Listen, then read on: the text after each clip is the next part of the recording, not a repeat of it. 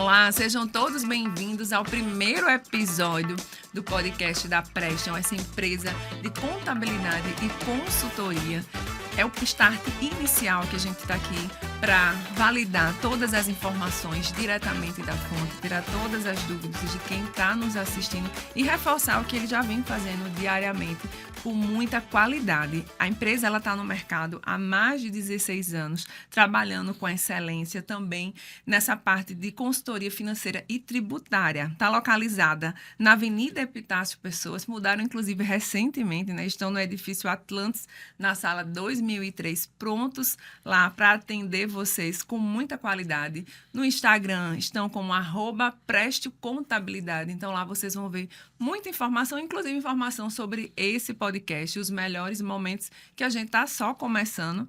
E claro, aqui comigo, deixa eu apresentar esse time de peso. Eu não poderia estar sozinha, até porque o nosso tema de hoje é boas práticas de gestão para clínicas, seu patrimônio e insights de investimento.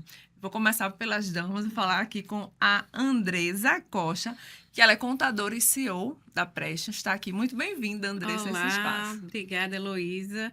Estamos aqui para deixar um pouco para vocês de toda a informação que a gente tem, contribuir com a gestão de clínica de vocês, com a gestão financeira, tributária e contábil. Muito bem, bem-vinda, viu, Andressa? A gente aqui vai contribuir para tirar todas as suas dúvidas. Ao lado dela, o Tiago Lima, que é engenheiro, CEO também da Preston. Bem-vindo, Tiago, aqui a esse espaço. Obrigado, gente. Estamos aqui para esclarecer, dar dicas, né, importantes para empresários e clínicas e médicos também, tá? Tirar todas essas dúvidas e esclarecer muita coisa para vocês fazerem uma boa gestão na sua empresa.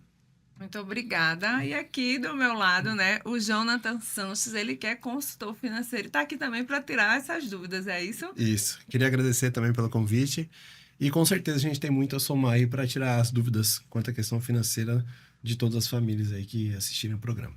Todo mundo muito carente dessas informações e o importante é que a gente, a partir de hoje, está aqui levando informação de qualidade diretamente da fonte. Ou seja, não procurem no Google, procure aqui no nosso Instagram, no nosso canal do YouTube, que sempre vai ser uma fonte jorrando de informação verídica diretamente para vocês que estão em casa. E antes da gente começar, eu queria convidar todo mundo a seguir as nossas redes sociais, @Preston Contabilidade, o YouTube também, compartilhar, curtir, porque com certeza essa informação é de muita validade, não só para você, mas para alguém que você conhece, alguém que vai precisar dessas informações que a gente vai começar a partir de agora. Então, o tema de hoje é boas práticas de gestão para clínicas, seu patrimônio e insights de investimento.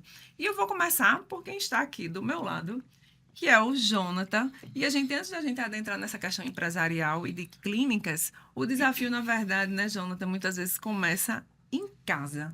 Como é que as famílias hoje estão lidando com esse tema financeiro, que inclusive acaba muito o casamento e perturba muito a estrutura familiar, não é isso? O principal motivo de término de relacionamento não é traição, né?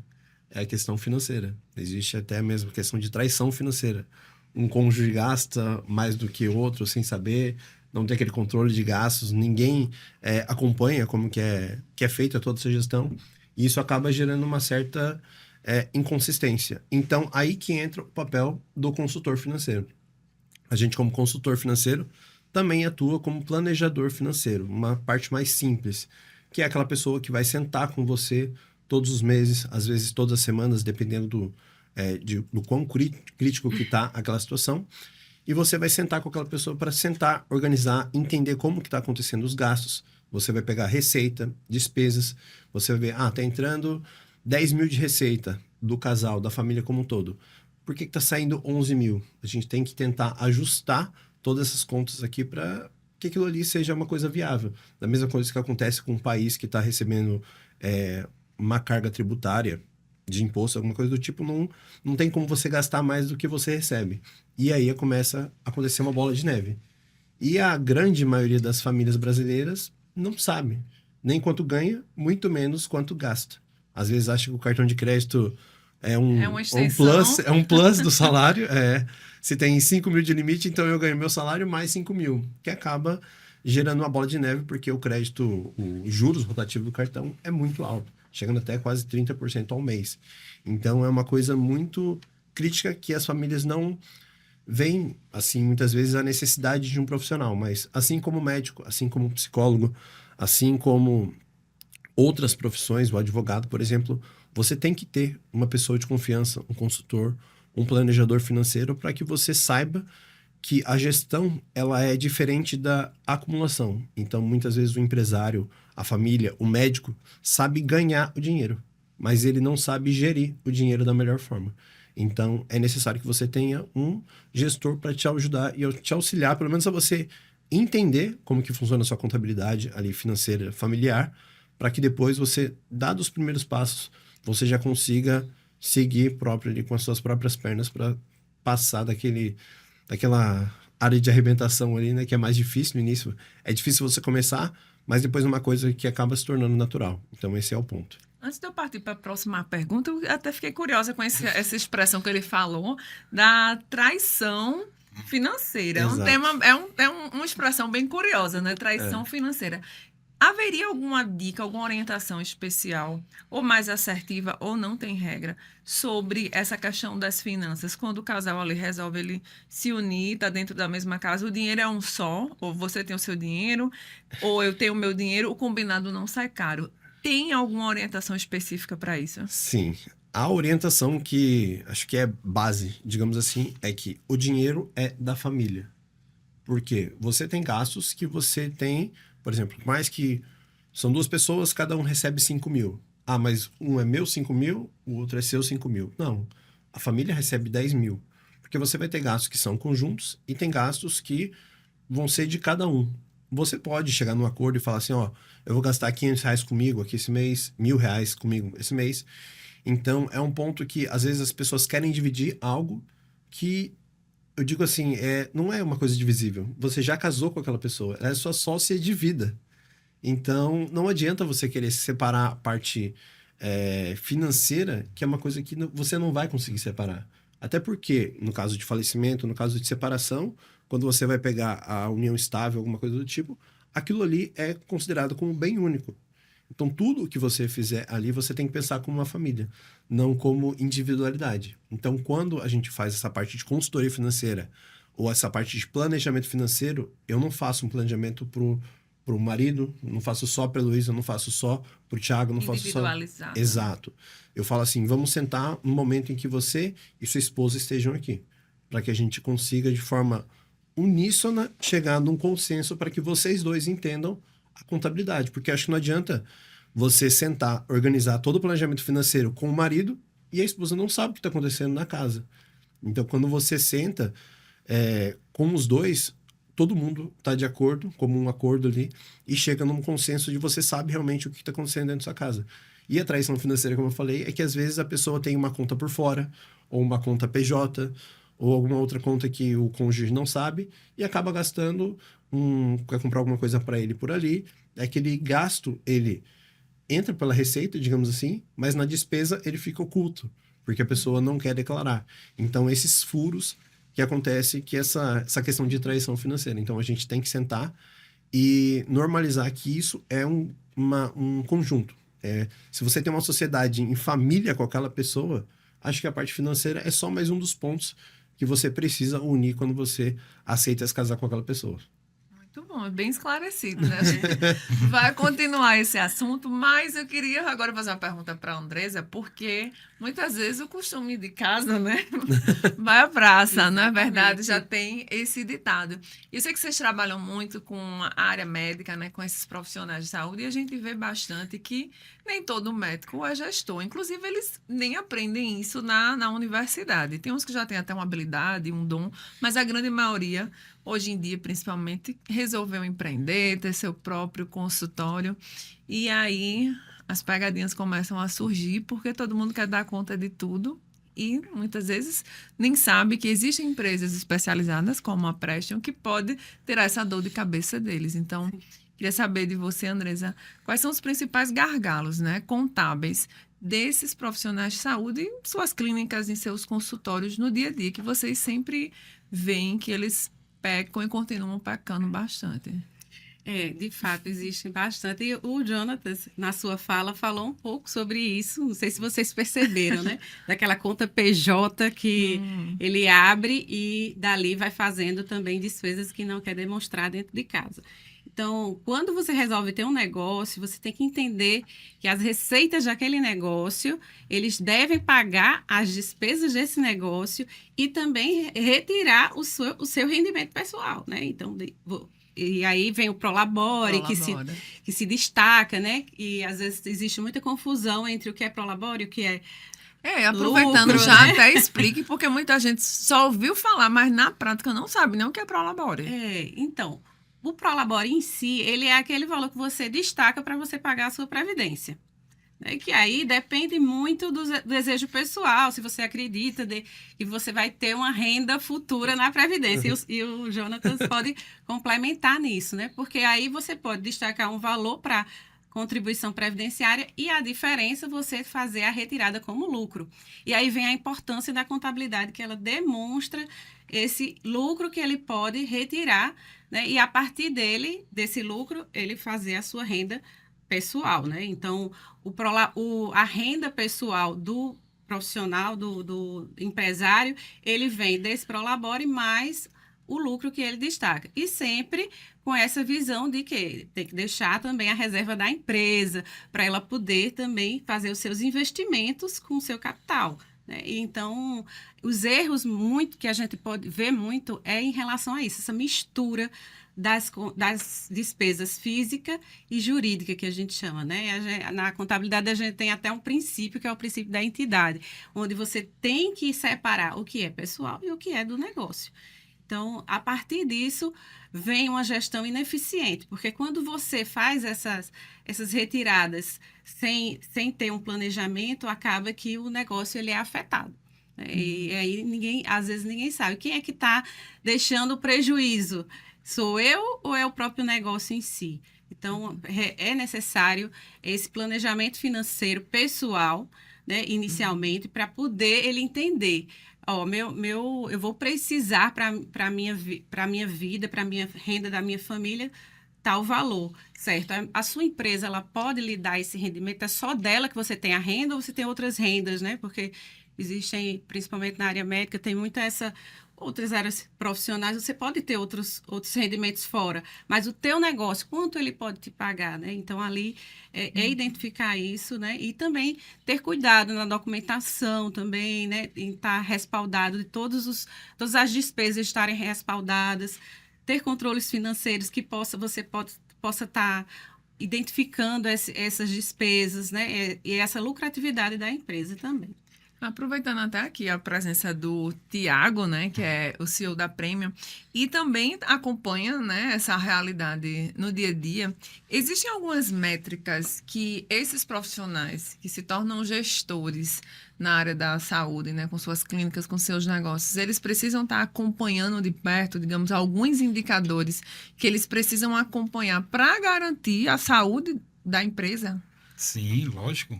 Que todo gestor tem que ter os números na mão. Então, faturamento, custos, lucratividade, ticket médio por paciente, CAC, o custo de aquisição do cliente. Isso são importantes para ele acompanhar, para ele tomar decisões mais assertivas e direcionar os seus resultados. Esses são as principais métricas para uma empresa iniciar, ter uma gestão mais assertiva. E, na verdade, até aproveitando o seu gancho, para diferenciar, né, uma empresa bem-sucedida de uma empresa mal-sucedida, como é que vocês conseguem classificar nesse sentido? Quando ela é bem-sucedida e quando ela é mal-sucedida? A empresa bem-sucedida, ela tem sua gestão dos seus números na palma da mão. Mensalmente, reuniões, resultados, discutindo suas diretrizes, onde ela vai caminhar durante a sua jornada e observando e tomando decisões assertivas baseadas em dados, né? Então, é muito importante você ter essas informações, né, para você tomar a decisão. E a que não é bem sucedida, ela vai tomando as decisões por emoção, por momento. Então, o risco de erro é maior, a assertividade é baixa Então, você corre gera problemas no futuro e até o negócio ser negativo e ser fechado no futuro. E aí vou começar trazendo aqui também uma questão de planejamento, né? Vou trazer para casa, para patrimônio, né? Mas depois a gente estende também para a vida das organizações, das empresas, voltando aqui para o núcleo familiar, né? Você já deu várias dicas de como começar a sair, né, desses problemas, mas a questão de organização. Na empresa a gente fala de planejamento estratégico, né, que muitas vezes a gente vai falar um pouquinho sobre isso, com certeza, mas dentro de casa a gente muitas vezes não faz esse planejamento estratégico, porque a empresa, como você bem falou, é uma instituição, é uma empresa familiar, é uma empresa, né? Quando a gente senta com uma família que a gente precisa entender o que está acontecendo dentro daquela família, você precisa entender quais são os objetivos daquela família. Então, assim, você quer daqui 20, 30 anos estar recebendo um valor de 30 mil, 50 mil de aposentadoria, um exemplo. A gente vai ter esses marcadores e a gente vai ter que fazer o seguinte, certo? Você quer daqui 20 anos lá na frente. Então, a gente vai andar de lá para frente até o momento presente que a gente está agora. Então, a gente vai ter que ver quanto que a pessoa vai precisar ter de guardar dinheiro naquele mês. Então, assim, para você chegar nesse objetivo daqui 20 anos, a gente precisa guardar R$2.000 por mês, um exemplo, para que isso seja a sua garantia lá na frente, né? Porque, às vezes, o empresário, e até bastante clientes que eu atendo, ou são empresários ou são médicos, a grande maioria, que eu tenho mais esse vínculo também com a parte empresarial e também médica, porque minha esposa é médica, meu cunhado é médico, meu sogro é médico. Então, todos os médicos, eles sabem ganhar bem o dinheiro, só que muitos médicos, você vê que ele precisa fazer plantão até os 80, 90 anos, se você for ver. Por quê? Não houve esse planejamento financeiro no início, porque ele acha que é só ganhar o dinheiro. Só que, assim, a mesma coisa da pessoa que ganha 10 mil e gasta 10 mil, o médico, às vezes, ele ganha 50 mil e gasta 50 mil. Então, é mais fácil, você ter uma gordura muito maior quando você vai ajustar esse planejamento, esse marcador de uma pessoa que tem uma renda muito melhor. Então, você tem mais margem para trabalhar, é muito mais fácil de você trabalhar. Mas são marcadores que o que vai definir o que a pessoa quer é o que ela vai ver como objetivo principal na vida dela. Eu quero viajar todo ano para o exterior. Eu quero ter uma aposentadoria de 50 mil reais daqui 30 anos, um exemplo. Então, baseado no que a pessoa precisa, no que ela quer, a gente vai montar esse planejamento. E a gente faz isso como? Com marcadores, que a gente vai, por exemplo, buscar uma rentabilidade de pelo menos 100% CDI, 110% CDI. A gente vai ter rentabilidade como marcador, uma rentabilidade buscando sempre acima da inflação, para que a gente tenha uma rentabilidade real do patrimônio. A gente vai ter que pensar quais são os melhores tipos de previdência, também até a Andressa da parte contábil vai ver se é um PGBL, se é um VGBL, porque depende se ela recebe pela PJ, se ele recebe pela pessoa física, se é via cooperativa. Então, todos esses pontos que é um pouco mais complexo, por exemplo, da vida do médico, por exemplo, né, puxando mais para esse lado, é um pouco mais complexo de você entender, mas quando você entende, é mais fácil também de você ajustar, porque ele já vai saber, bem estruturado ali com a ajuda do contador dele de confiança também, fazer esse planejamento. Então, é muito baseado no que o cliente precisa, a família precisa ou o que a família quer. E a gente vai, com o que ela quer, com o que ela precisa, a gente vai montar estruturas fazendo com que ele consiga atingir esse seu objetivo. Basicamente nisso. E aí, trazendo até para essa questão PJ, o médico como empresário, a gente até aqui já passou aqui em outros momentos, profissionais de bancos, né, falando sobre essa questão que tem vários fundos disponíveis para esses profissionais de saúde investirem. E o que é que acontece muito quando eles pecam? Eles não sabem nem como investir, não tem o mínimo de planejamento. Mas o dinheiro está lá disponível. Então, obviamente, precisam de profissionais como vocês para darem essa orientação. E não necessariamente eles precisam nascer sabendo, né? Então, para isso que vocês existem. Como é esse passo? E aí está levando depois para a área tributária, que é muito onde existiu esse gargalo também da área tributária. Quando começar a investir, por exemplo, um médico desse recém-formado, por ano, somente na Paraíba, são mais de 1.000 novos profissionais que é colocado no mercado. Nem todos eles ficam aqui, né? Voltam para seus estados de origem, mas já estão nascendo com essa cabeça do empreendedorismo, né? Se tornar empresário. Então, como investir? Quanto tempo vai estar ali no plantão para poder começar a trabalhar para si?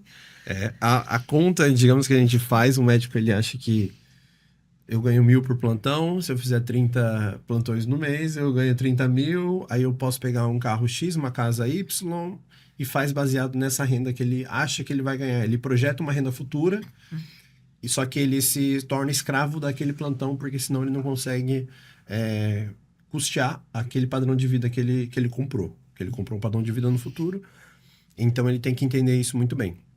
Só que como começar? Eu digo que a primeira parte de você começar a entender é ter uma pessoa de confiança que trabalha na área financeira. E aí já entra um dos principais pontos que fez com que eu entrasse, que eu saísse da carreira militar e entrasse na parte financeira.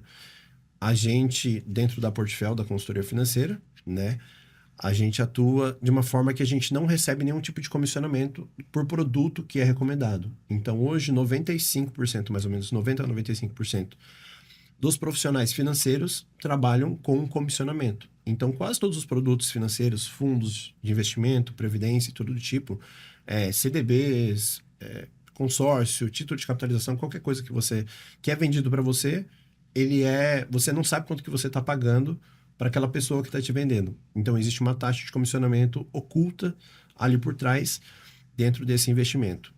E se você tem uma pessoa que ela não é estimulada a vender produto para você em cima dessa taxa de comissionamento, você já tem um conflito de interesse a menos para você se preocupar. Então, é interessante que você busque pessoas que estejam alinhadas com o seu objetivo, não com objetivos pessoais dela. Porque, às vezes, o produto é bom para a pessoa que está vendendo, que tem uma taxa de comissão, de um exemplo, de 5%, mas ele é um produto muito ruim para quem está comprando, para o cliente. Então, ele ganha aquele dinheiro no momento que ele vende, às vezes, um investimento de R$1 milhão, quem está vendendo vai ganhar uma taxa de comissão de 5%. Então, aqueles 50 mil ali, ele vai ganhar, a gente chama, ganhar na cabeça, aquele valor, ganha 50 mil reais, e aquele investimento dele vai ficar preso ali por 5, 6 anos. Um exemplo disso é o COI. Então, existem muitos profissionais que pensam numa vida muito curta do cliente e investem em produtos ruins para que ele ganhe aquele dinheiro e depois o cliente fique satisfeito e sai.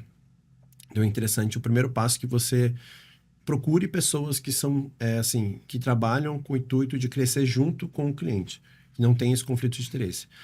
E depois, da primeira forma que a gente começa a pensar num planejamento, por exemplo, a pessoa que está se formando agora, que está saindo, a primeira camada de segurança financeira que a gente diz que é uma das mais importantes, e eu digo até isso por conta que minha filha, a partir dos 2 anos, já tinha, era um seguro de vida bem estruturado. Por quê? Um seguro de vida ele é muito barato. Se você for considerar com patrimônio, às vezes que ele faz uma cobertura, às vezes você vai pagar R$500, R$300 por mês e vai fazer uma cobertura de quase R$1 milhão. Então, às vezes a pessoa acha barato pagar seguro de carro, mas não tem o seguro de vida. Então, o bem mais precioso que a gente tem é a vida, ou as pessoas que a gente ama.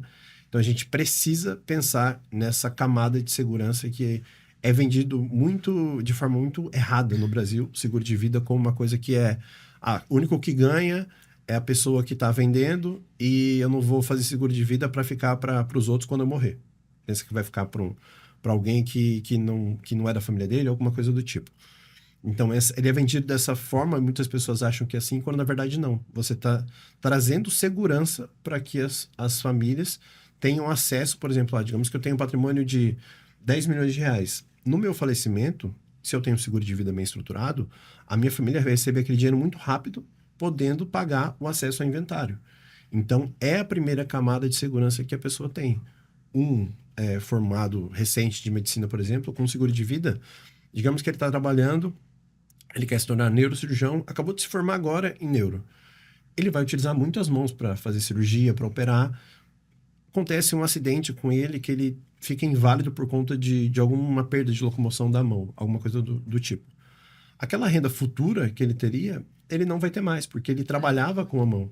Então, ele precisa de algo que cubra essa invalidez dele, pelo menos parte daquela invalidez, para que ele tenha essa segurança financeira. E o seguro de vida é a única forma de você antecipar um capital que você receberia daqui 20, 30 anos, é através do seguro de vida.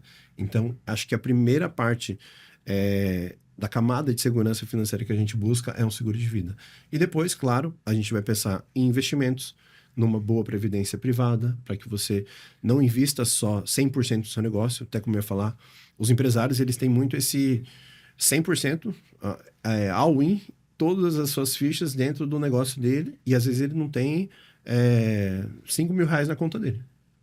Então, o risco todo está no negócio dele. Se o negócio dele quebra, automaticamente ele quebra, a família dele quebra.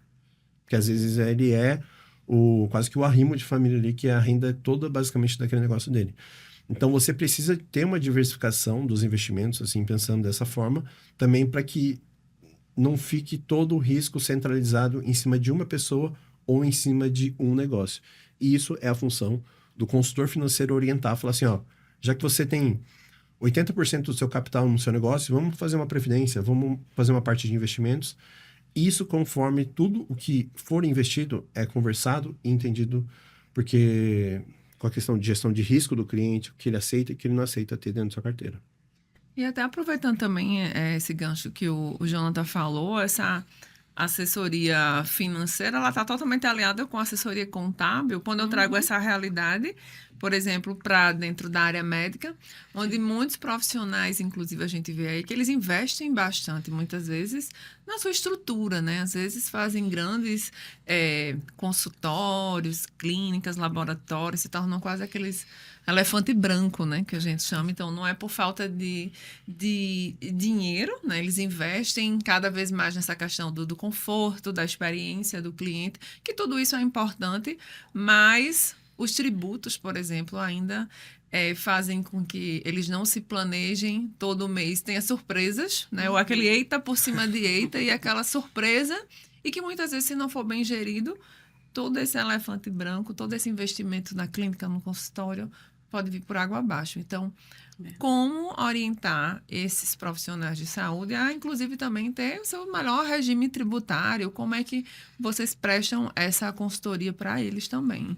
Joia, eles iniciam sua vida profissional, né? Dependendo do estágio que eles estejam, ele pode ficar ainda como pessoa física, né? Eles têm o benefício, ele por ser profissional liberal, ou seja, aqueles que são vinculados a conselho, eles podem ficar no livro caixa, né, com despesas e receitas sendo encontradas a partir de um imposto de renda a ser pago mensalmente, né? Então, existem as fases do profissional, em que ele está, né, para a gente poder avaliar. Quando ele já está na pessoa jurídica, né, e decidir qual seria o regime tributário dele, depende muito dessa projeção de faturamento que ele tenha, né? A gente precisa entender qual é o cenário projetado, quais são as receitas que estão estimadas e despesas do negócio. A partir disso, é feito um planejamento tributário. Diante do negócio dele, diante de todos os números que ele precisa ter. Eu sei que é difícil, às vezes, fazer projeções, né?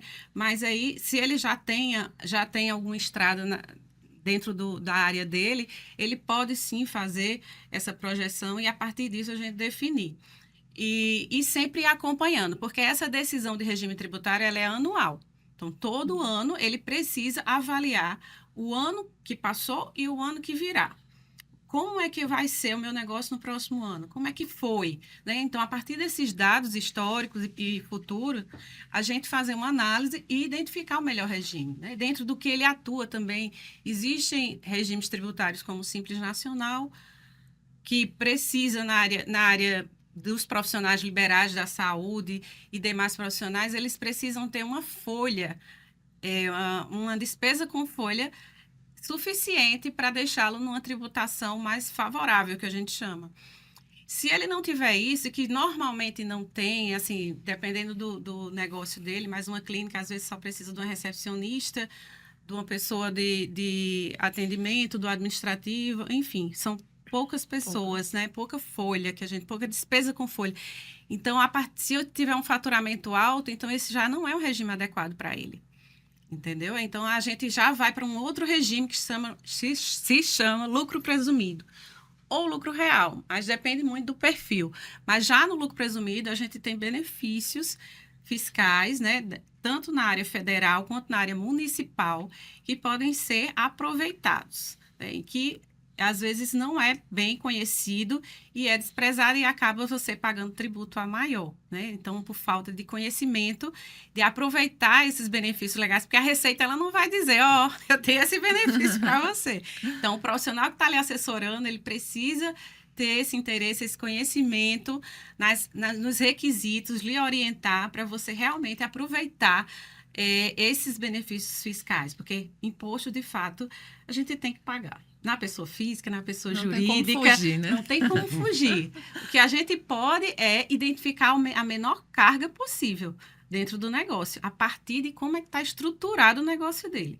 Então, a partir desses dados, a gente consegue fazer um planejamento e reduzir essa carga tributária. E aí, junta com o planejamento financeiro também, né, que tem, quando vai para a área financeira, né, para a área pessoal, também existe uma carga tributária, né? Então, vai com produtos, né, que já Previdência, PGBL, a própria empresa, então toda a renda que vem da empresa com a contabilidade, comprovando que existe aquele lucro, esse lucro ele vai isento de imposto de renda.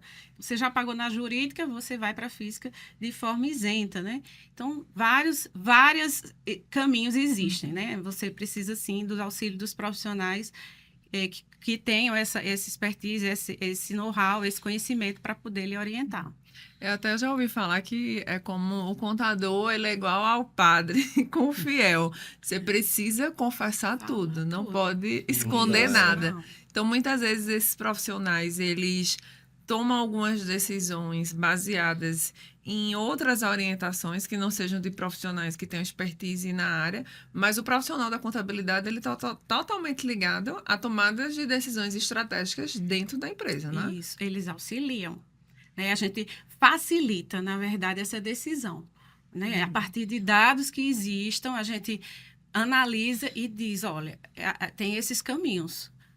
Como é que a gente pode decidir? Se esses dados estão fiéis, né, fidedignos, então o caminho mais favorável é esse aqui. Mas aí a gente facilita. Mas a decisão é sempre do empresário. E aí, trazendo para essa parte de gestão, Tiago, a gente começou até a falar na primeira rodada, né, sobre aquela questão de planejamento estratégico, a gente falou um pouco também de planejamento financeiro, de investimentos, mas dentro da empresa, as pessoas também muitas vezes pecam, né, pensando no agora, não tem essa visão a médio e a longo prazo. Então, como é o trabalho na prática, né, e como a Preston também, ela auxilia esses profissionais a fazerem planejamentos a longo prazo para que essa empresa ela tenha uma vida saudável, uma vida útil longa, né, e não rápida. Tem muitas empresas, o número de CNPJs aumentam bastante, mas também muitas fecham, né? E eu digo mais, né? Grande parte não conhece ou nem praticam o planejamento estratégico para uma empresa. E que é muito importante a gente utilizar essa metodologia, essas ferramentas, para direcionar e construir a sua caminhada durante um período. Então, planejamento estratégico é identificar o seu estado atual hoje no ponto A para um estado que você deseja no ponto B, no futuro. Se é 1 ano, se é 3 anos, se é 5 anos, se é 10 anos. Então, você vai identificar hoje e como eu quero chegar no futuro, tá? E como é que a gente faz isso? A gente tem que primeiro olhar no espelho, né?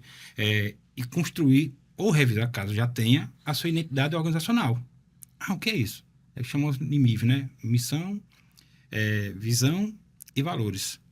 Mas antes de construir ou revisar eles, você tem que saber qual é o seu propósito pessoal e principalmente profissional. Porque ele é um guarda-chuva, ele é o topo de cima. Então, você tem que saber por que eu me levanto todo dia para ir trabalhar.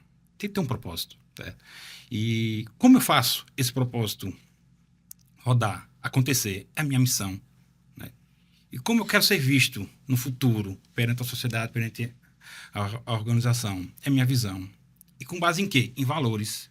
Então, é muito importante você construir ou revisar caso tenha. E a partir daí, você traçar os seus objetivos. Né? Como é que eu traço objetivos? Pensando em perspectivas. A gente trabalha muito com 4 perspectivas importantes. Financeiro, clientes, processos e pessoas. Vamos traçar... Os 3 bem importantes, né? Isso. Porque um não vive sem o outro. Exato. Então, a gente constrói objetivos bem claros, né, para sua organização, para sua equipe, para o seu negócio e principalmente para o seu gestor. Então, você vai transformar essas perspectivas em objetivos. E como eu chego nesses objetivos? Você tem que desenhar também os resultados chaves para alcançar esses objetivos. Então, você vai ter 3 ou a 5 resultados chaves para alcançar esses objetivos. E como é que eu chego nesses resultados? Você tem que também desenhar e selecionar os projetos, as iniciativas para cada resultado-chave, para chegar nos objetivos, para alcançar a sua perspectiva e chegar no seu planejamento. Ter um planejamento com sucesso. Então, a receita não é bolo, né? Mas tem que ter construído isso. Leva tempo, né? Esforço, dedicação e, principalmente, participação de todos. Não só do gestor, do médico, mas de todos os colaboradores, caso haja, ou do próprio médico, em fazer e executar. E a dica principal, monitorar mensalmente e revisar trimestralmente. Né? Tá dando errado, pivota. O que é pivotar? É que nem o GPS, né? Você entra na esquina errada, ele recalcula e faz a trajetória, o trajeto mais correto para você chegar no seu ponto destino. Lembrando que do ponto A ao ponto B. Se vai levar 1 ano, 3 anos, 5 anos ou 10 anos, vai depender do planejamento a longo, a médio ou a curto prazo. É muito importante. E tem a dedicação de monitorar e controlar. Monitorar é sempre observar, visualizar e controlar, é tomar ações corretivas, essa questão de pivotar e ter assertividade. Então, planejamento de uma forma bem resumida, né? Eu fiz um bem básico aqui para vocês. Que não é tão simples quando vocês estão lá dentro da... É quase uma imersão dentro da empresa, né? Isso você tem que conhecer, porque você parte do propósito. Por que eu vou sair de casa? Vocês tiram todo mundo da zona de conforto. Mas é sempre baseado no cliente. É muito do que a pessoa precisa, do que ela quer. É disso que vai... a gente se baseia tudo sempre nisso para atingir o objetivo que ele quer. É ajudar você a chegar onde você quer. Ou a sua empresa, no caso, né? Até porque já tem aquela de estar também, né? Fazendo as mesmas coisas, vão ter os mesmos resultados. E aí, deixa eu até trazer uma questão, que como a gente também está falando aqui de empresas de saúde também, né? Principalmente, a gente vê uma realidade, muitas vezes, de empresas familiares, na verdade. Então, assim, o pai que já passou por filho, que já passou por neto, né? Você já trouxe até um exemplo de casa também. Na parte de gestão contábil, aí também é uma pergunta comum aos 3. Como é essa questão da gestão de empresas familiares? Acredito que é um processo, para alguns pode ser tranquilo, mas para outras empresas pode ser um processo delicado, né? Mexe com mistura o prolabore, visões pessoais, com questões profissionais. Como é a gestão de empresas familiares? Ela é diferente o atendimento com elas? Ou o padrão é o mesmo para todo mundo? A empresa é a empresa? A empresa tem que ser empresa. Então, quando você constrói a sua identidade organizacional, já está lá o propósito, a missão, a visão e os valores. E você entra nesse processo. Você tem que dizer quem é responsável por cada processo, né? Então, as responsabilidades têm que ser delegadas para as pessoas corretas. Às vezes, a família, o pai, o filho, vão vai assumindo, faz aquilo, mas ele tem a responsabilidade, mas se ele tem a competência ou a capacidade de gerir ou de executar essas tarefas, então tem que deixar bem claro e delegar para essas pessoas que são as corretas. Então, é difícil, familiar, né? Então, cada um tem sua opinião, mas a partir do momento que tem uma convergência de pensamento com o mesmo propósito, tudo vai dar certo. Eu acho que uma empresa, para dar certo, tem que visar o lucro. Esse é o principal ponto, porque senão vira uma ONG. Então, a gente tem que pensar dessa forma. E toda empresa ela tem 3 destinos, basicamente. Ou ela é herdada, ou ela é vendida, ou ela quebra. Não tem muito diferente disso. Então, tem empresas que quebram em 1 ano, 5 anos, 200 anos. Mas, ou ela é vendida nesse meio tempo. Então, esses são os destinos que tem. Mas, quando a pessoa está disposta a entrar numa empresa, seja ela familiar ou não, eu acho que isso também não muda muita coisa. As pessoas que estão ali envolvidas, elas precisam se dedicar conforme aquilo que elas estão dispostas a fazer. Não adianta você pegar, só porque é meu primo, minha prima, minha tia, meu tio, que eu vou colocar na empresa, sendo que ele vai tocar a parte de tesouraria contábil, sendo que ele não é contador. Você vai ter um problema, na verdade. Você não vai estar remando para ajudar aquela empresa. Você vai estar sendo aquela pessoa que tá no barco que não tá remando. Ou às vezes tá remando para trás ainda, né? Porque tá colocando a empresa num buraco tributário que a gente sabe que no A Brasil pessoa não tem a competência, né, para Exato, executar a não tem. atividade. E Só na pela prática proximidade. acontece muito isso ainda, né? Muito. Porque quer montar uma empresa e vão colocar todo mundo da família aqui que vai dar certo. Quando Porque na é de verdade- confiança, né? Mas a confiança, às vezes, não tem a competência necessária. Né? Exato. Tem uma solução que é o perfil, né? O perfil do comportamental, né? É bom Que vocês fazem. fazer Aqueles fazemos testes, né? também. A gente utiliza muito Isso. o DISC, né? A gente Sim. contrata com o DISC também. A gente não tem um perfil ideal, né? Então, tem um perfil que se adere mais ao cargo ou à função que vai exercer. Então, e trabalhar as características limitantes de cada comportamento para cada isso. No caso, pessoas que não têm um perfil muito para números ou trabalhos repetitivos, não vai botar num setor de contabilidade ou de fiscal que tem uma repetição constante, né, de tarefas. Então, tem que estar uma pessoa Na que tenha... Isso é tão importante. Na vírgula. Para a coisa acontecer, né? Então, às vezes, pessoas que estão ali, que têm uma aptidão grande no relacionamento com clientes, e às vezes estão perdidas na Financeiro. burocracia, estão perdidas literalmente, porque Exato. elas vai ser direcionado para um financeiro, para uma coisa burocrática, que ela não tem aquele perfil, então ela não vai conseguir lidar com aquilo, vai ficar frustrada e não vai exercer o papel principal que ela poderia diante do perfil que ela tem.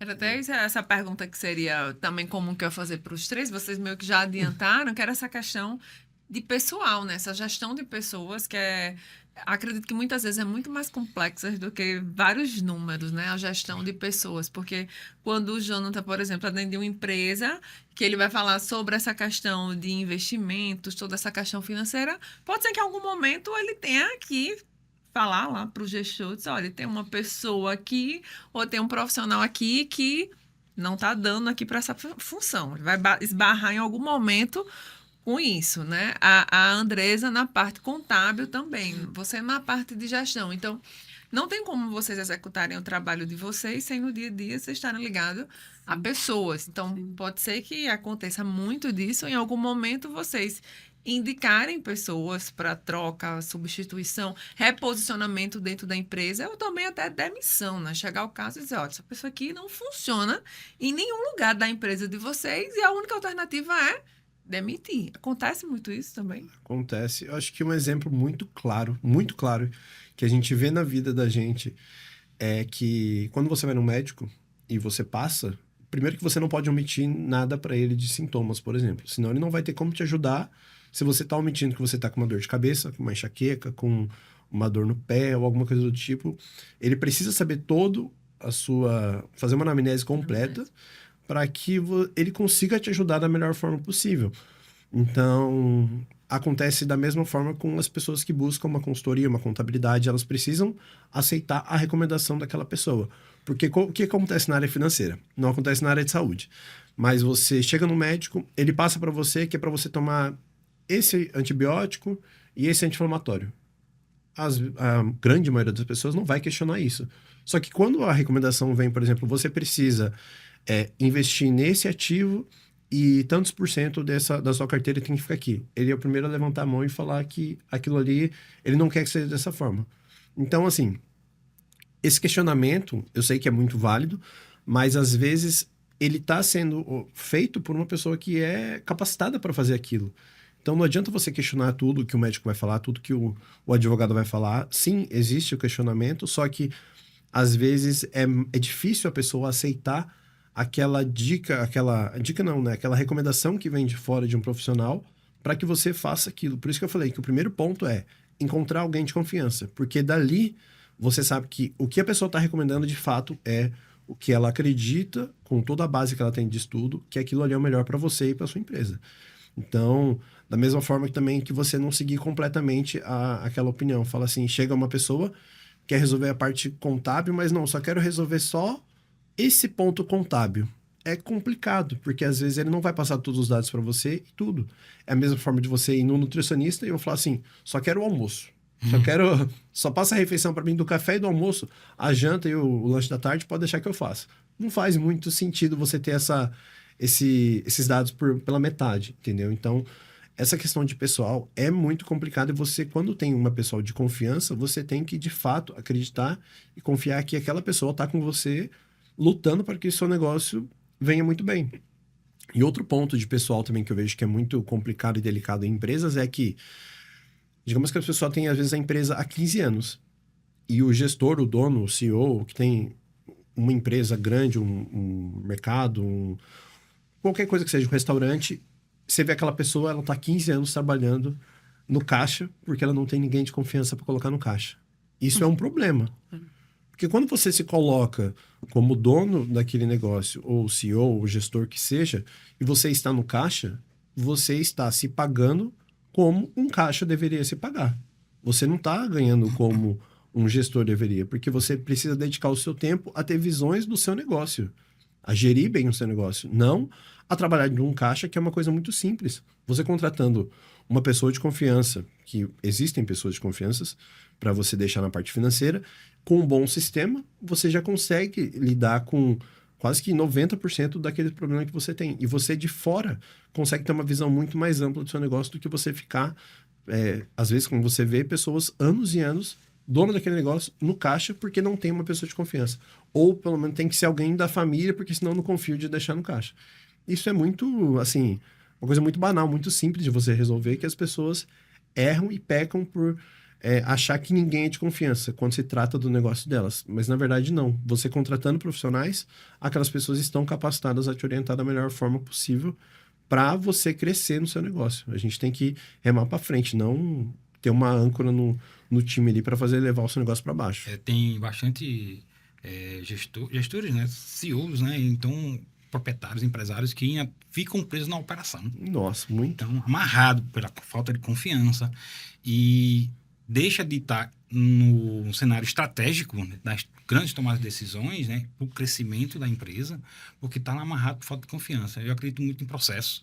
Se você tem um processo desenhado, né, então as pessoas vão seguir ele e você tem um processo que você pode acompanhar e o resultado, no final, você vai ter como mensurá-lo e dizer se está certo ou está errado. Não precisa você estar executando o próprio processo. Você deixa pessoas treinadas, você desenvolve pessoas para o lugar e você cria confiança na execução, nos resultados. Você trabalha com a supervisão, não com a...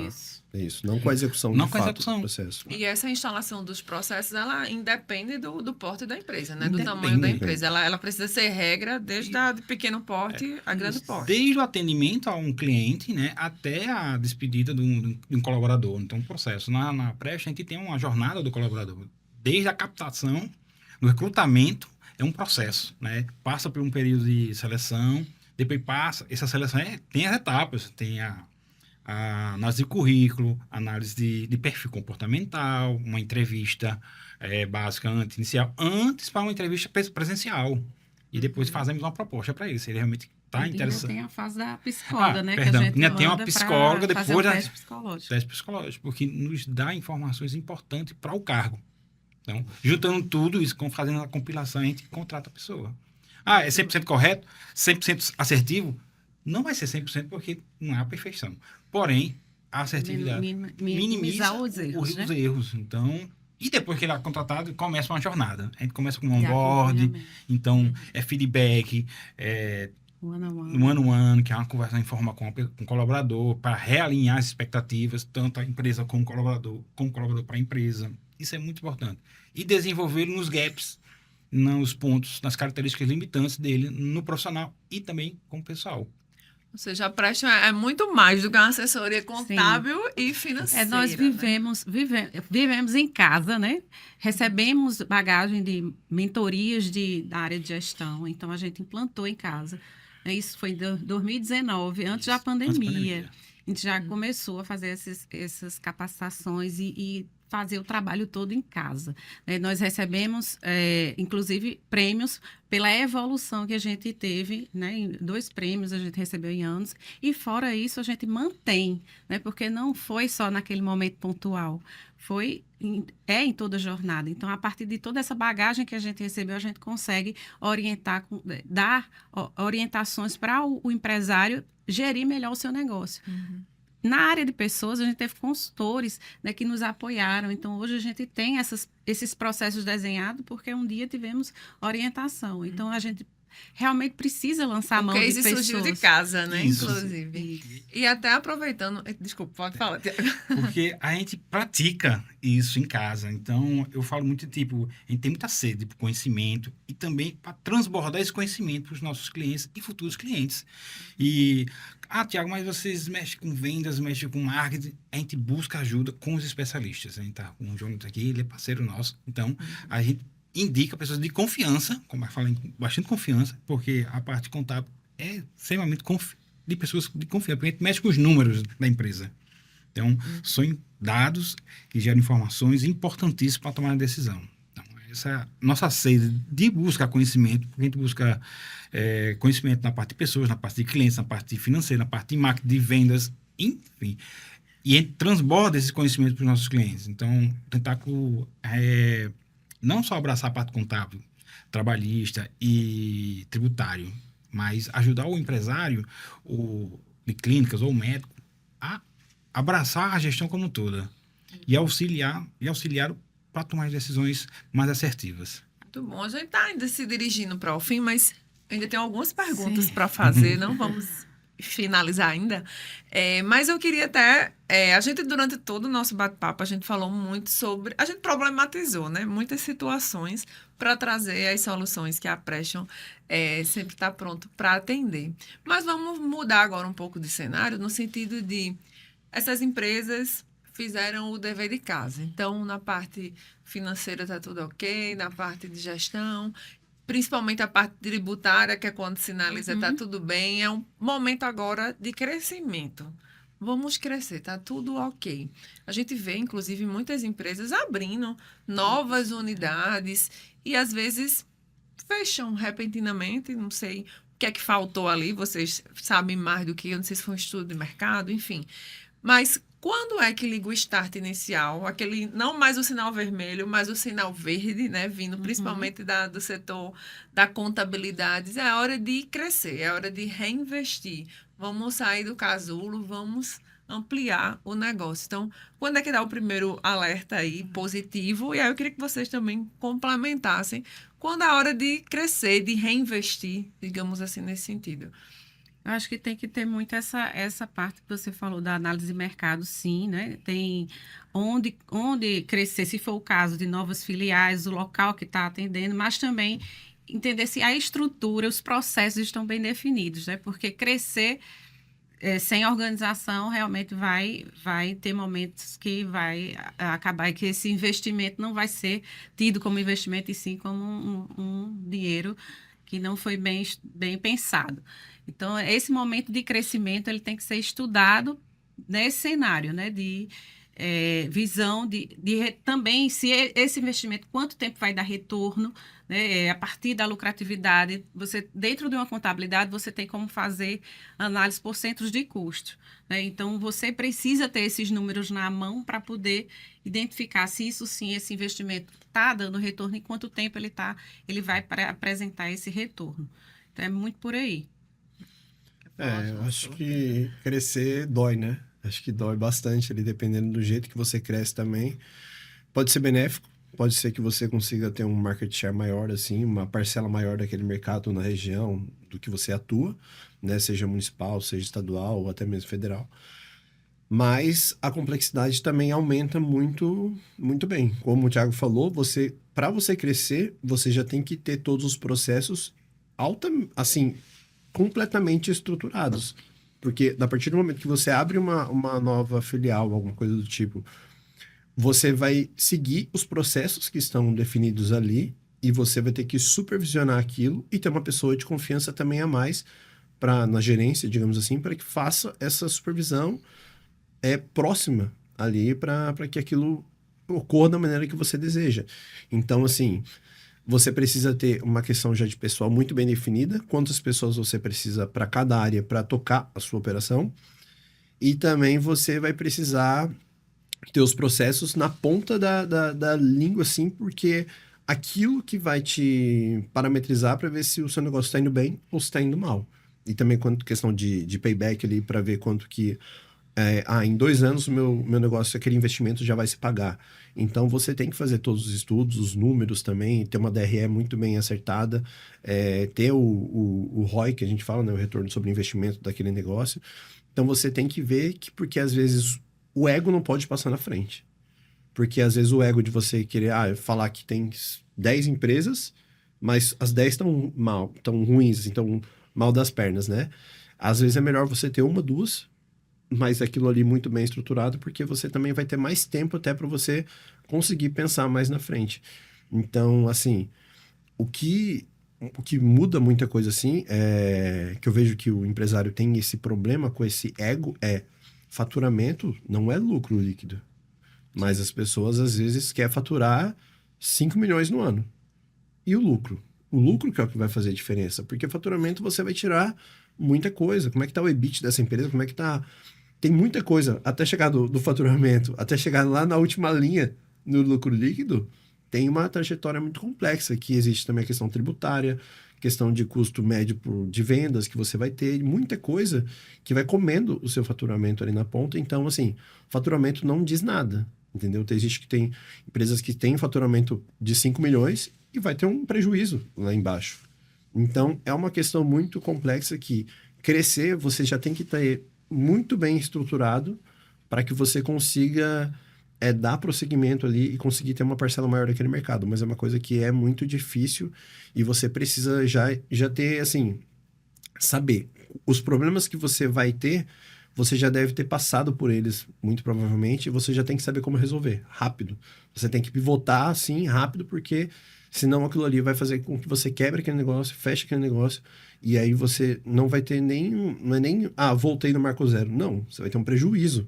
Porque se você investiu e você não retornou aquele valor para você, você está assim, para trás do que você estava quando você iniciou aquela nova filial, aquele novo estágio da sua empresa. Então, é uma coisa que tem que ser muito bem pensada e muito bem estruturada, principalmente nessa parte ali já de estruturação e processo, porque é isso que vai definir, eu acho, que se vai dar certo ou se não vai dar esse crescimento ali. Às vezes, o mais inteligente nesse caso, fazer essa pergunta para o Tiago, o mais inteligente seria não dar esse passo, permanecer ali no lugar, por exemplo. Muitas vezes não cresce territorialmente, né, com novas unidades, novos reinvestimentos, mas esse profissional, às vezes esse empresário decide, eu vou aumentar o meu preço. Então, vou aumentar a minha precificação. E a gente sabe em todas as áreas, não só nessa área da saúde, como está a competitividade do mercado. Então, muitos fatores externos e internos influenciam essa tomada de decisão. Às vezes, o mais inteligente seria permanecer no mesmo lugar, se não tem todas essas seguranças. E como é que você vê também essa questão da precificação, né? Porque muitas vezes esse profissional vai ganhando nome no mercado também, e às vezes é hora de fechar mais a agenda, ou aumentar o preço, ou sair do plano de saúde, enfim, de estar vendo muito essa movimentação hoje no mercado, né? Quando a gente fala em crescer, o Jonas falou bastante assertivamente, né? Processo e estruturação. Isso você tem que estar pronto antes de você dar o pontapé final, seguinte para o crescimento. E eu vejo também oportunidades, né? Então, oportunidade para crescer de algum segmento, uma inovação ou um problema que ninguém resolva. Então, isso vai dar para você um insight para você crescer. Naquela cidade ou naquela região não tem um atendimento ou não tem uma clínica ou a minha clínica está muito apertada para atender, eu preciso expandir. Então, eu vou crescer dessa forma. E a precificação, a gente fala muito em precificação, primeiro na Preston, preço por custo, pelo mercado e pelo valor agregado. Então, custo, você ter todo o custo mapeado para você formar seu preço, certo? No mercado, é o que o mercado está aplicando, que às vezes não sabe qual o custo do seu produto ou do seu serviço. E do valor agregado é a questão da sua referência, já é outra, um médico já conceituado, um ambiente diferenciado. Então, você está com esses 3 formas de precificação, a dica que eu falo, ter o de custo, olhar o mercado e trabalhar para o seu valor agregado. Porque você vai pensar dessa forma. Eu tenho meu custo já amarrado, mas o meu valor agregado vai me dar uma margem muito maior. Então, a minha lucratividade vai ser maior no final. Nesse caso, ele poderia arriscar com segurança, né? Com segurança. Esse valor agregado também vai da posicionamento, né? Que hoje em dia está muito Isso. buscado pelo mercado, né? Então, quanto ele se apresenta, porque às vezes o médico profissional, enfim, é tão bom, mas ele não está mostrando isso para o mercado, não tem os links de interligação que façam com que as pessoas percebam isso dele, né? Então, ele mostrando isso e também fazendo, claro, bem feito, né? Ele sempre vai ser uma referência e o valor dele vai ser esse preço não vai, o custo, quando ele fizer o preço a precificação por custo, ele vai ver, tá, uma referência que ele precisa ter. Aí vem o mercado para que já é outra referência, e aí ele diz, não, mas dentro do meu know-how, dentro da minha exclusividade, daquilo que eu faço, né, daquilo que eu entrego, eu consigo aplicar esse outro valor. E aí ele vai conseguindo a adesão das pessoas e vai entendendo que de fato é o preço dele ele pode ser aplicado. Até uma curiosidade também em relação à inteligência artificial, né? Ela veio para ficar, já é uma grande realidade, principalmente na área médica. Parece que tudo chega primeiro na área da saúde, quando se fala sobre inteligência artificial. Nessa parte aplicada, clínicas, a contabilidade, vocês já sentem o impacto? Vocês já trouxeram inteligência artificial também para a realidade de vocês no dia a dia, para estar lidando com especificamente clientes nessa área da saúde? Sim, nós temos aplicação nós temos como valor uma inovação, então a gente está sempre buscando o que é melhor para otimizar o nosso processo, né? Então a gente lida com atendimento já com inteligência artificial, a gente tem produtos, processos nossos que foram substituídos por tecnologias com inteligência artificial, né? Inclusive, a gente está para implantar o último agora, inovação do nosso mesmo sistema, que ele vai fazer uma contabilidade em tempo real. A gente vai abrir o Open Finance com o cliente, né, do banco do cliente, e aquela movimentação que o cliente está realizando hoje já está caindo no meu sistema. Então, eu vou conseguir ter uma entrega bem mais rápida para que ele possa ter também a informação mais rápida. Então, é isso que a inteligência está trazendo dentro do meu cenário, né, de contabilidade. E a gente otimizando os processos, melhorando os nossos resultados, trazendo essa informação e o cliente vai ter esse benefício. Jonathan, a gente não está alheio, né, digamos, a uma crise mundial. A gente viveu aquele período que respingou em todo mundo, né, na época lá da Covid, e ainda respinga, ninguém estava preparado para aquilo. Mas a gente tem que estar preparado para os imprevistos, as intempéries dos novos tempos, né, porque às vezes é tudo muito certo, às vezes é tudo muito incerto, e muitas vezes o profissional ele já peca por comprometer muitas vezes o patrimônio familiar.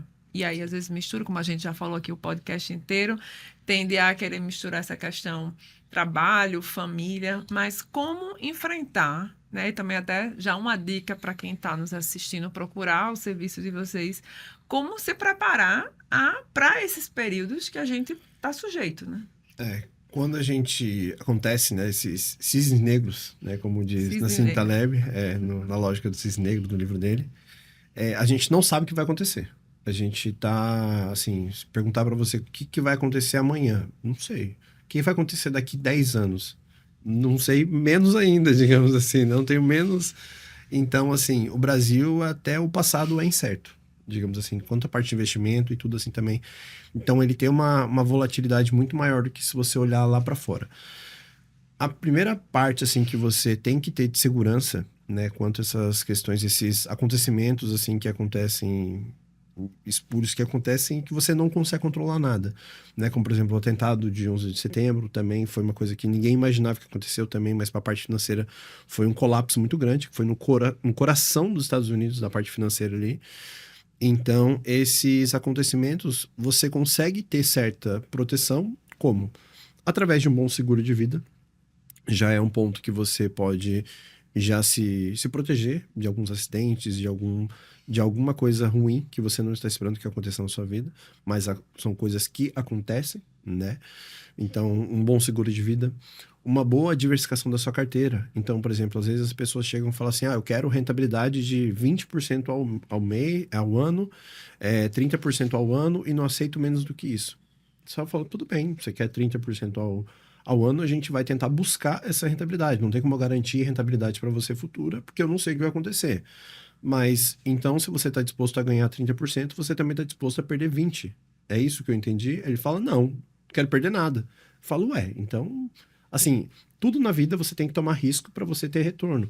Então, você quer ganhar 30% sem você ter nenhum risco nisso que você está fazendo, não faz muito sentido, né? Então, as pessoas precisam entender que naquela trajetória, naquela jornada que a gente está fazendo, podem ser que aconteça casos que vão fazer com que, às vezes, a rentabilidade do seu ativo vá para baixo. Só que a gente vai diminuir muito isso tendo uma boa carteira diversificada com renda fixa, seja atrelada a CDI, pós-fixada, seja atrelada à inflação, pré-fixada. Você tem uma parte da carteira dolarizada, que isso também vai fazer uma proteção muito boa, tanto também da parte de algumas commodities que sobem, petróleo, alguma coisa do tipo.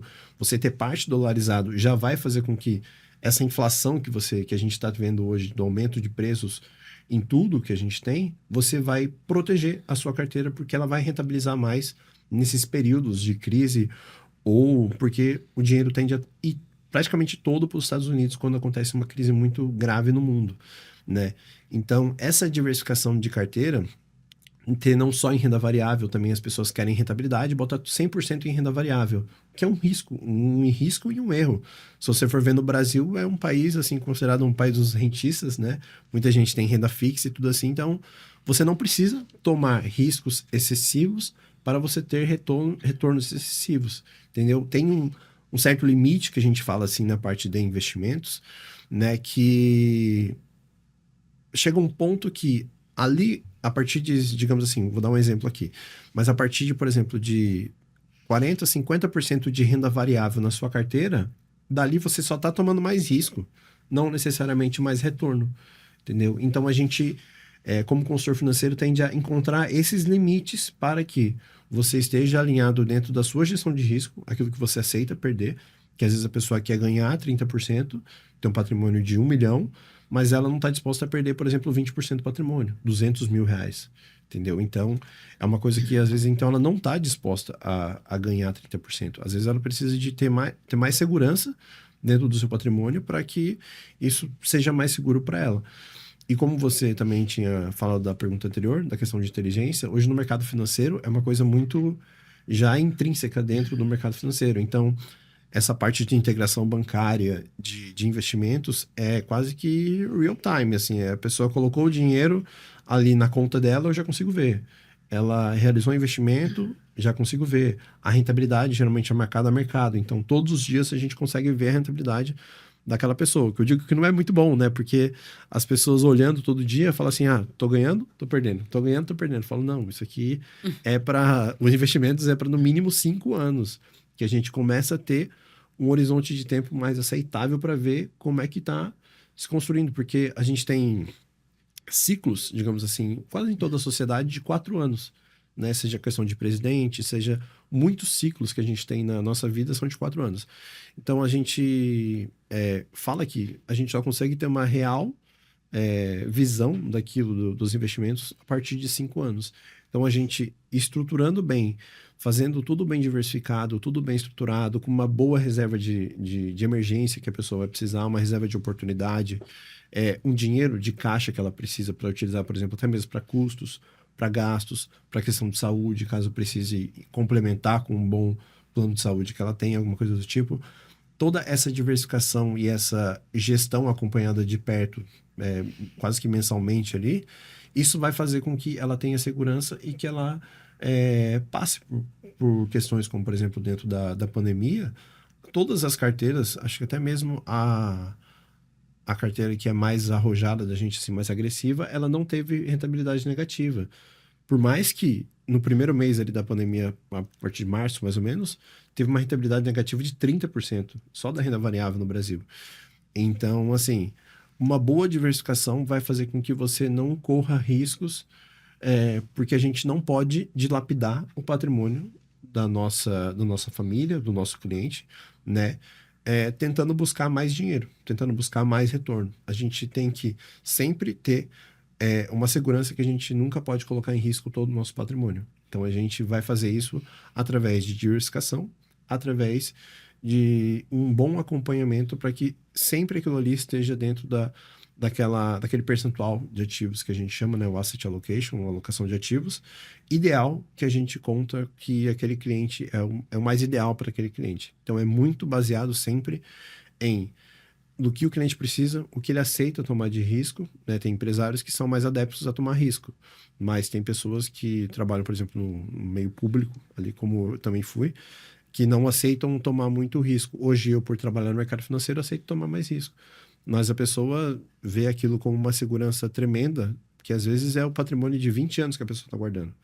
Então, a gente precisa entender que aquele patrimônio, às vezes, é todo o dinheiro que a família tem.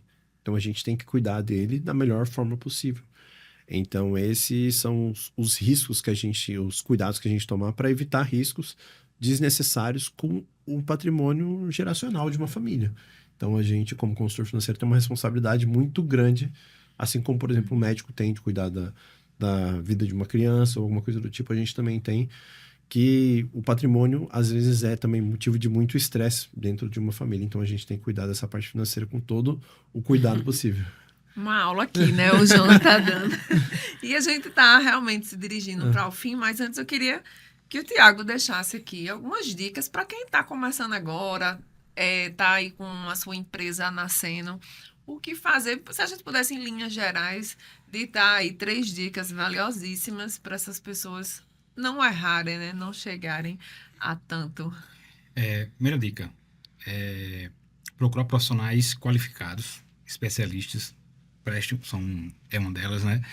E ter seus números na mão e ter a ação, a atitude de mudar para executar o que você realmente deseja e ter resultados mais assertivos.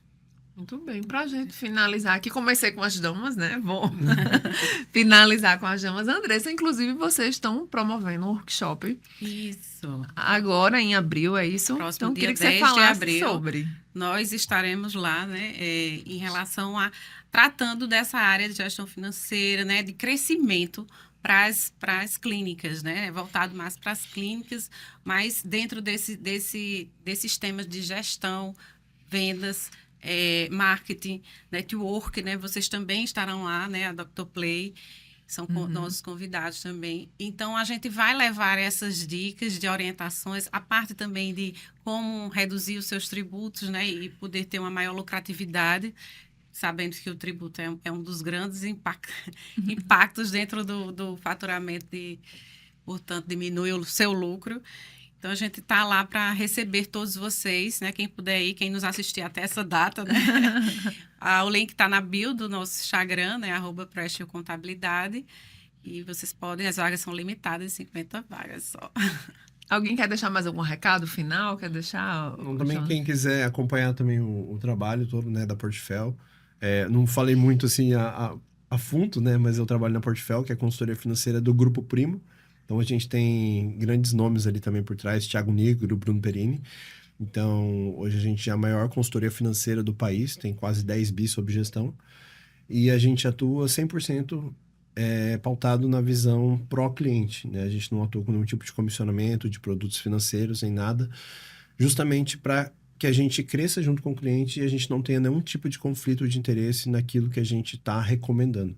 Então, o cliente sabe exatamente tudo aquilo que ele está pagando, né? Então, falar um recado muito simples: se você não sabe o que você está pagando, ou se você acha que o produto é de graça, é porque, na verdade, o produto é você.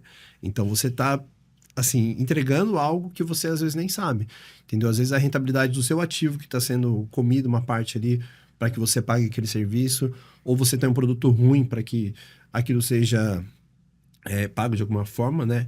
Então, assim, saiba bem entender todos esses processos. Quem quiser saber mais também, conhecer um pouco mais, meu Instagram é @sanchezbizio, SANCHEZ, e o Bizio é BIZIO. É só acompanhar lá, vai ver também. Então, eu deixo aqui todo essas recomendações que a gente passou aqui e agradecer também pelo espaço que foi cedido pra gente. Muito obrigada a vocês. Deram uma verdadeira aula, né?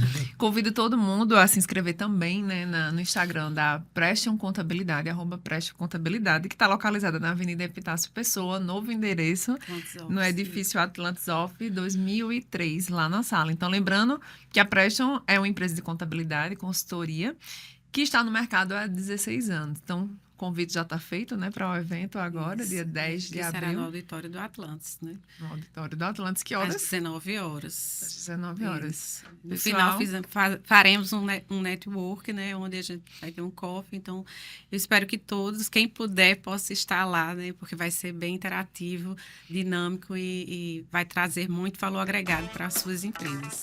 Transbordando conhecimento para todos os médicos e empresários aqui. muito bem, agradeço a todos vocês e até a próxima edição do próximo podcast, que tem muito conteúdo, muito conhecimento que precisa, é necessário ser compartilhado. Muito obrigada. Obrigado. Então a gente vai ficando por aqui, até a próxima edição do podcast da Preston. Até lá.